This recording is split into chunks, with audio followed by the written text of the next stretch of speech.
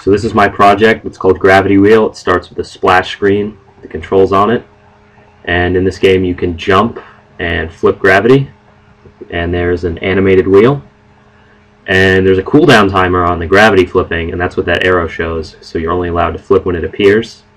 And over there you can see a key that when you pick it up will open up a blue door.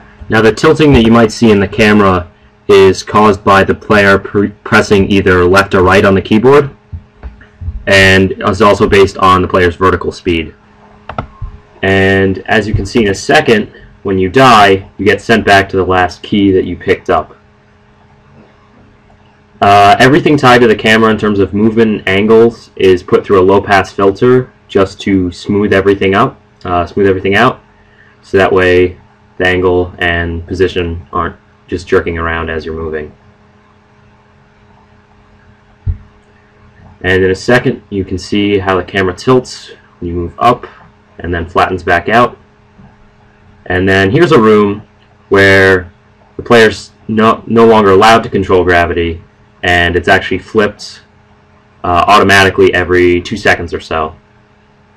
And there's actually a checkpoint in the black room that the wheel just went back to not too long ago. So not all checkpoints are keys.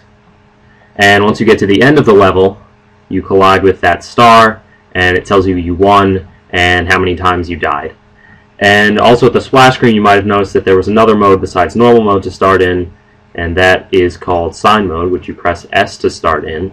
And when you do that, it sort of bends the level into a sine wave based on the X and Y position of every block.